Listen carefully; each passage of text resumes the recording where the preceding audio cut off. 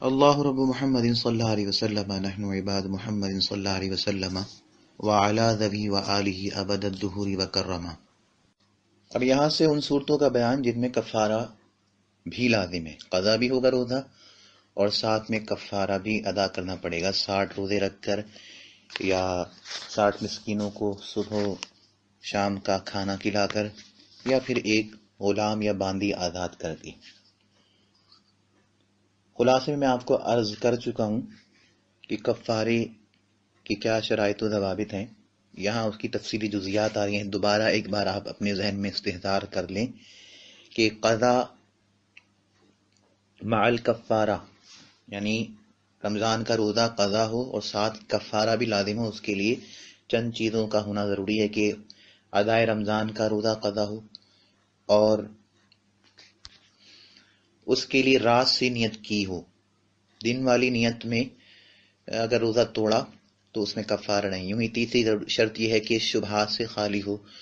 چوتھا یہ ہے کہ غذا یا دوا کو استعمال کیا گیا ہو قصدن ارادتن، ایسی غذا کے جو صالح بدن ہو، جس کی طرف طبیعت کا میلان ہو، یوں ہی ایسی دوا کے جو صالح بدن ہو اور بدن کے لیے وہ نفع بخش بھی ہو، طبیعت بھی اس کی طرف مائل ہوتی ہو۔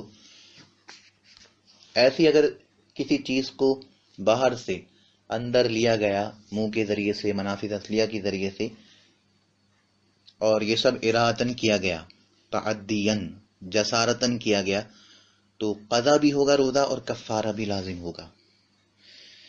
تفصیلات کی طرف چلتے ہیں۔ مسئلہ نمبر 1 ہے، رمضان میں روزے دار مکلف مقیم نے، یعنی وہ مکلف ہے یعنی بالغ ہے، مسلمان ہے، عاقل بھی ہے اور مقیم ہے، سفر میں نہیں ہے، نے کہ ادائے رمضان کی نیت سے روزہ رکھا، یعنی ادائے رمضان کے علاوہ جو روزوں کی صورتیں ہیں، نفلی روزہ یا رمضان کے قضا روزے ہی کیوں نہ ہوں، وہ بھی اس سے خارج ہیں۔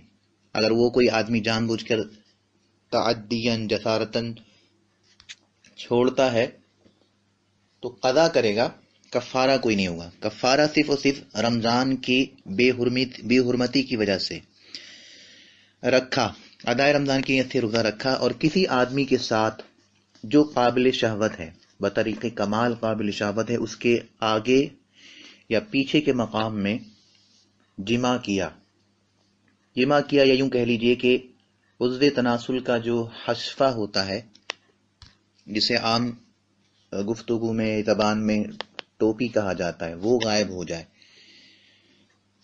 انزال ہوا ہو یا نہیں، یہ ایک صورت ہے۔ دوسری صورت، اس روزے دار کے ساتھ جمع کیا گیا، یعنی ایک تو ہے کہ ایک خود روزے دار جو مکلف ہے، مقیم ہے، ادائے رمضان کی رات سے نیت کر کے روزہ ادا کر رہا تھا، اور اس روزے کی حالت میں اس نے کسی قابل شہوت آدمی یا عورت کے آگے مقام یا پیچھے کے مقام میں جمع کیا، انزال بھلے ہوا نہ ہوا، یہ ایک صورت۔ دوسری صورت یہ کہ اس روزے کے دار کے ساتھ ایسا کیا گیا ہو، چاہے یہ مرد ہو یا عورت۔ تیسری صورت، کوئی غذا یا دوا کھائی یا پانی پیا یا کوئی چیز لذت کے لیے کھائی یا پی، یہ ہو گئی چوتھی صورت۔ پانچویں صورت، کوئی ایسا فعل عمل کیا جس سے افطار کا، روزہ ٹوٹنے کا گمان نہ ہوتا ہو، پر یہ بے وقوف گمان کر لیا ہو کہ روزہ جاتا رہا، یعنی یہ سمجھ رہا ہے، حالانکہ وہ ایسی جگہ نہیں تھی کہ جہاں گمان ہو سکتا ہو، لیکن یہ بے وقوف گمان کر بیٹھا کہ میرا تو روزہ چلا گیا، اب جب چلا ہی گیا تو جان بوجھ کے کھا پی لیا۔ مثلاً وہ کون سا عمل ہے، فعل ہے کہ جہاں افطار کا، روزہ ٹوٹنے کا گمان نہیں ہوتا، لیکن یہ بے وقوف سمجھ بیٹھا کہ ٹوٹ گیا۔ مثلاً فسد یا پچنا لیا، جسے آپ کہتے ہیں ہجامہ، رگ کٹوانا، تو یہاں پر کسی کو گمان نہیں ہوتا کہ روزہ تو، صوم تو نام ہے، کھانے پینے اور جماع سے رکنا، تو اس کی ضد کیا ہوگی کہ کھانا پینا یا جماع کرنا۔ اب فسد میں تو ایسی کوئی چیز نہیں ہے، بلکہ اور الٹا آدمی اپنا خون باہر نکلوا رہا ہے، کوئی باہری چیز اندر جا کر اور جوف معدہ میں پہنچ کر مستقر نہیں ہو رہی، بلکہ رگ کے ذریعے خون نکلوایا جا رہا ہے. اگر یہ ایسا سمجھتا ہے تو اس کی دین سے دوری ہے، تو حق بنتا ہے اسے سزا ملے. تو یہ ایسی جگہ نہیں ہے کہ جہاں یہ گمان کیا جائے کہ اس سے روزہ ٹوٹ جاتا ہے. جس کو گمان ہو رہا ہے وہ اپنے دماغ کا علاج کرائے کہ اسے یہی نہیں معلوم کہ روزہ کسے کہتے ہیں. اور آج کے دور میں ایسے لوگ بکثرت مل جائیں گے، بڑے بڑے پڑھے لکھے پروفیسر ٹائپ کے لوگ، وہ دین سے ایسے بے بہرا ہیں کہ انہیں کچھ پتہ نہیں. تو یہ ان کی اپنی غلطی ہے، ساری زندگی یہی گزار دی ان کی دین کے بارے میں. جو ضروریات دین ہے، ظاہر سی بات ہے جو چیز آدمی پر رب نے فرض کی ہے، نماز، روزہ، حج، زکوٰۃ، سب چیزیں فرض کی ہیں، تو کیا کوئی چیز بغیر علم کے ادا ہو سکتی ہے؟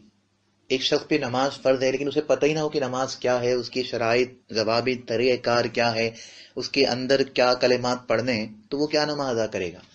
جو چیزیں فرض ہیں اس کی ادائیگی میں جو چیزیں معاون و مددگار ہیں، جو اس کے لیے لازم ہیں، وہ بھی فرض ہیں. تو یہ اپنی غلطی اور کوتاہی تھی. یہاں گمان نہیں ہو سکتا تھا کہ روزہ ٹوٹ گیا، لیکن بہرحال کم علمی کہیے، بے علمی کہیے، غفلت کہیے، بلکہ اس کی وجہ سے یہ سمجھ بیٹھا کہ بھائی میرا تو روزہ ٹوٹ گیا کیونکہ میں نے رگ کٹوا لی ہے، فسد نکلوا لیا ہے، یا جو بھی آپ سمجھیں. اب پھر کیا، یا کوئی دوسرا عمل کہہ لیں آپ، جیسے سرما لگایا. اب یہ ایک ایسا عمل ہے کہ جس سے روزہ نہیں ٹوٹتا، حضور لگایا کرتے تھے، لیکن یہ غفلت کی وجہ سے اس نے کبھی دین پڑھا ہی نہیں، یہ سمجھ بیٹھا کہ روزہ ٹوٹ گیا. یوں ہی جانور سے وطی کی، یا عورت کو چھوا یا بوسہ لیا، یا ساتھ لٹایا، یا مباشرت فاحشہ کی، مگر ان سب صورتوں میں، یعنی وطی، چھونا، بوسہ، ساتھ لٹانا یا مباشرت فاحشہ میں، ان تمام صورتوں میں انزال نہ ہوا. جب انزال ہی نہیں ہوا تو روزہ نہیں ٹوٹا، لیکن یہ سمجھا کہ ان کام سے بھی ٹوٹ گیا. یا پخانے کے مقام میں خشک انگلی رکھی، اب ان افعال کے بعد اس نے قصدن کھا لیا. یعنی یہ وہ صورتیں تھیں، یہ وہ افعال، اعمال تھے کہ جن سے روزہ ٹوٹتا بھی نہیں، نہ ٹوٹنے کا گمان ہوتا ہے. جسے ہو رہا ہے اس کی غفلت ہے کہ اس نے کبھی دین کا علم حاصل کرنے کی کوشش ہی نہیں کری. پیچھے جو صورتیں بیان ہوئی تھیں کہ گمان ہوا، تو وہاں گمان بنتا تھا.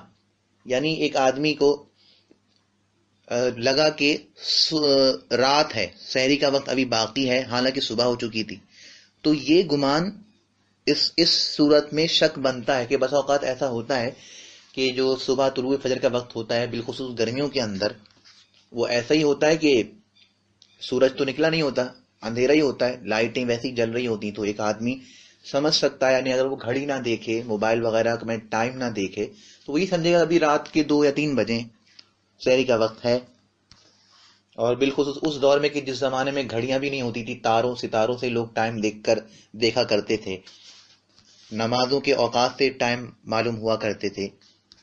جب آج اس وقت میں بھی یہ آدمی کو گمان ہو سکتا ہے اور آدمی شک میں پڑ سکتا ہے، تو اس زمانے میں، جس زمانے میں لائٹس نہیں تھیں اور وقت دیکھنے کے لیے کوئی واچ نہیں ہوا کرتی تھی اور کوئی اس طرح کے ذریعے نہیں تھے، تو اس وقت کس قدر شبہات پیدا ہوتے ہوں گے کہ آدمی یہ سمجھے کہ سحری کا وقت باقی ہے، رات ہے، لیکن حالانکہ صبح ہو چکی ہے، طلوع فجر ہو چکا ہے. یوں ہی غروب آفتاب نہیں ہوا تھا، افطار کا وقت نہیں ہوا تھا، لیکن ایک آدمی یہ سمجھے کہ افطار کا وقت ہو گیا ہے. اب آپ کہیں گے کہ یہاں تو بھائی سورج نکلا ہوتا ہے، پھر وہ کہے سمجھے. تو ہو سکتا ہے کہ ایسے وقت میں سورج گرہن ہوا ہو، ہر جگہ اندھیرا ہو، تو اگرچہ غروب آفتاب کا وقت نہیں ہوا، مغرب کا وقت نہیں ہوا، لیکن وہ اندھیرا دیکھ کر یہ سمجھا ہو کہ شاید غروب آفتاب ہو گیا ہے. 2 بندوں نے گواہی بھی دے دی ہے. یا یہ بیچارہ اندھا تھا، سورج گرہن نہیں ہوا، یہ بیچارہ اندھا تھا، اسے لگا کہ شاید ہو گیا ہے. تو یہ وہ صورتیں جو پیچھے بیان ہوئیں کہ ان میں گمان، شک، شبہ ہو سکتا تھا کہ آدمی جو ہے وہ دھوکہ کھا جائے. لیکن یہ جہاں چیزوں میں دھوکہ کھا رہا ہے، یہاں دھوکہ کوئی نہیں کھاتا کہ جس نے دین کا علم حاصل کیا ہو، ذرا بھی وہ سمجھ بوجھ رکھتا ہو دین کے علم کی. تو یہ بنیادی باتیں. تو میں جیسے خلاصے میں عرض کر چکا ہوں کہ گمان وغیرہ سے جو احتمال یا شبہ حاصل ہوتا ہے، گمان وہ ہو کہ جہاں گمان ہونا بنتا ہو، جیسا کہ پیچھے صورتیں بیان ہوئی. لیکن اس صورت میں گمان کوئی کر رہا ہے تو اس کا اپنا سمجھ کا پھیر ہے، بے وقوفی ہے. یہاں گمان بنتا نہیں. یہ گمان، یہاں پر گمان کرنا ایسا ہی ہے جیسے کوئی شخص باہر نکلے اور سگنل پہ ریڈ لائٹس ہیں اور یہ توڑ کے چلے جائے، اور جب اسے کوئی ٹریفک پولیس والا روکے چالان کاٹے تو وہ کہے کہ بھائی مجھے معاف کرنا، مجھے معلوم نہیں تھا، میں سمجھا کہ ریڈ لائٹ سے جو ہے وہ کھل جاتی ہے ٹریفک اور پیلی سے یا ہری سے جو بند ہوتی ہے، تو ریڈ لائٹ کھلی دیکھی تو میں چلا گیا۔ کوئی مانے گا؟ کبھی نہیں مانے گا، کہ ایک ایسی بات ہے جو بچے کو معلوم ہے اور معلوم ہونی بھی چاہیے۔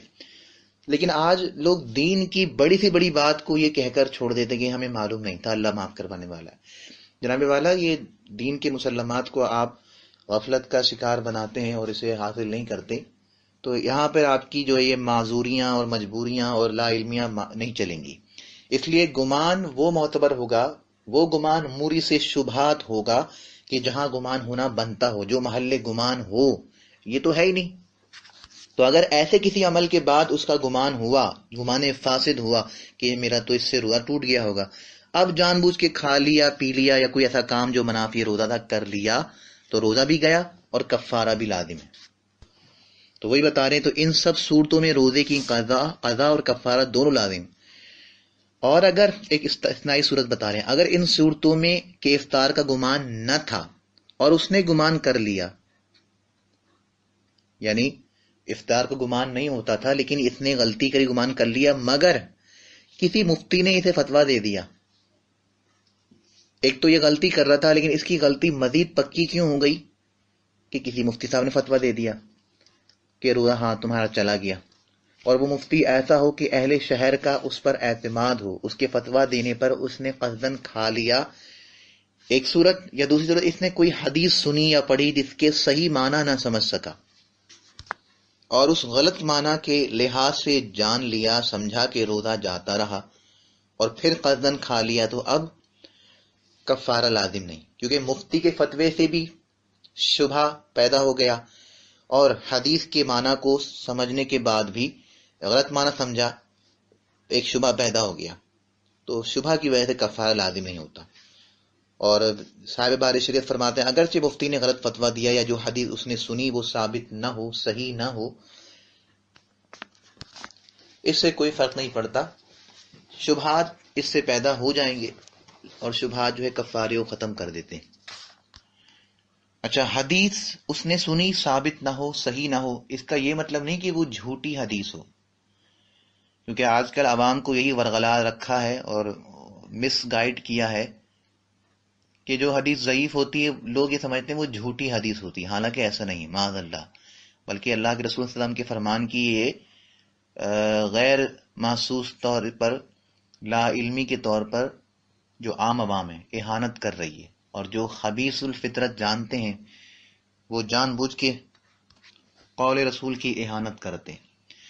حدیث ضعیف حدیث صحیح سچی حدیث ہے، اللہ کے رسول کا فرمان ہے، لیکن فرائض و واجبات کے اندر اس سے استدلال نہیں کیا جاتا کیونکہ اس کی صحت اتنی پختہ نہیں ہے۔ فرائض و واجبات، عبادات مقصودہ کے جو اراکین ہیں، جو شرائط، ضوابط، طریقہ کار ہیں، ان کے لیے صحیح حدیث یا حسن درکار ہوتی ہے۔ اسی طرح کسی عقیدہ نظریہ بنانے کے لیے بھی کوئی صحیح حدیث یا حسن درکار اس کی ضرورت ہوتی ہے۔ باقی ضعیف حدیث جھوٹی نہیں ہوتی۔ اگر کہیں یہ لکھا جائے کہ یہ حدیث صحیح نہیں، کہ یہ مطلب ہرگز نہیں ہوتا کہ یہ حدیث جھوٹی ہوگی، بلکہ ہو سکتا ہے وہ صحیح نہیں، صحیح سے نیچے کسی درجے پر ہو، صحیح لغیرہ، حسن لذاتہ لغیرہ، اس کے بعد جا کے ضعیف، اور پھر ضعیف کے بھی کئی درجات ہیں، معلق، مرسل، مدلس، تو ہر ایک کا حکم ایک سا نہیں ہے۔ پھر ضعیف کا بھی، ہر ضعیف کا حکم ایک سا نہیں ہے۔ بخاری مسلم کی ضعیف کا حکم کچھ اور ہے، دیگر کتب حدیث کی ضعیف کا حکم کچھ اور ہے۔ تو اس حوالے سے مفید معلومات آپ جال حق میں لے سکتے ہیں۔ تو یہاں جو یہ کہا کہ حدیث سنی ثابت، وہ حدیث ثابت نہیں تھی، صحیح نہیں تھی، اس کا یہ مطلب نہیں کہ وہ جھوٹی تھی۔ مسئلہ نمبر 2 ہے، جس جگہ روزہ توڑنے سے کفارہ لازم آتا ہے اس میں شرط یہ ہے کہ رات ہی سے روزہ رمضان کی نیت کی ہو۔